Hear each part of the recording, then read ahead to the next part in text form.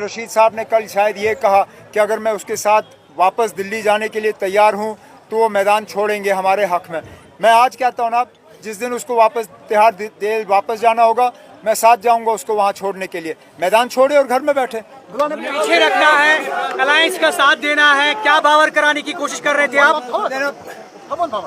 BJP के हाथों जम्मू कश्मीर को बहुत नुकसान का सामना करना पड़ा है।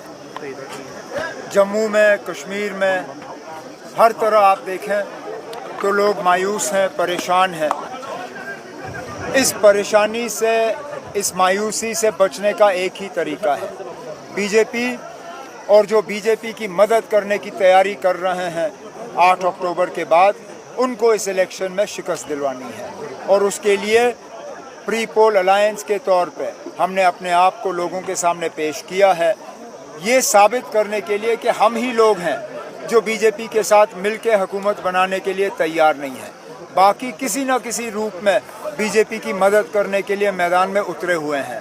हमारी वोटरों से मोतबाना गुजारिश है कि अलायंस के उम्मीदवारों को यहाँ से कामयाब करके भेजें, ताकि हमें एक तो बीजेपी से जम्मू कश्मीर को बचाने का मौका मिलेगा और यहाँ जो भी नाइंसाफ़ियाँ इस्तेसाल हुए हैं पिछले 8-10 साल से, उनको हमें दुरुस्त करने का मौका मिलेगा। केजरीवाल को बेल मिली सुप्रीम कोर्ट की तरफ से, मुबारक है उनको ना।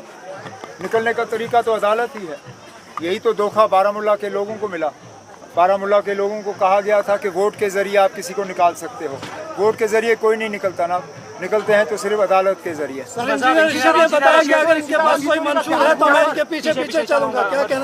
अब हमारे मंशूर में ऐसी कौन सी बात है ना जिसका उन्होंने जिक्र नहीं किया। हमने मसले कश्मीर के हवाले से बात की, हमने 370 के हवाले से बात की, हमने हिंदुस्तान और पाकिस्तान के ताल्लुकात बेहतर करने के हवाले से बात की, और यहाँ लोगों के रोज़मर्रा के मसलों के हवाले से बात की। मुझे ऐसा बताइए ना, हमने ऐसा कौन सा इशू छोड़ा है जो लोगों को जाके टच नहीं करती। अब इंजीनियर रशीद साहब ने कल शायद ये कहा कि अगर मैं उसके साथ वापस दिल्ली जाने के लिए तैयार हूँ तो वो मैदान छोड़ेंगे हमारे हक में।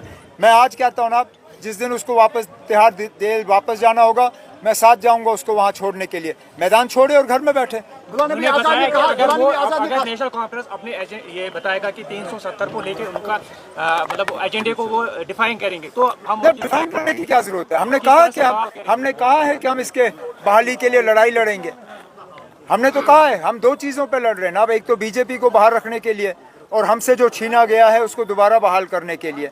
कल जब इंजीनियर रशीद साहब से एक सेमिनार में यही सवाल पूछा गया कि क्या वो बीजेपी की मदद करेंगे इलेक्शन के बाद, वो उस पर खामोश रहे। वो खुल के क्यों नहीं कहते हैं ना कि हर किसी सूरत में भी वो बीजेपी की मदद जो है इलेक्शन के बाद नहीं करेंगे।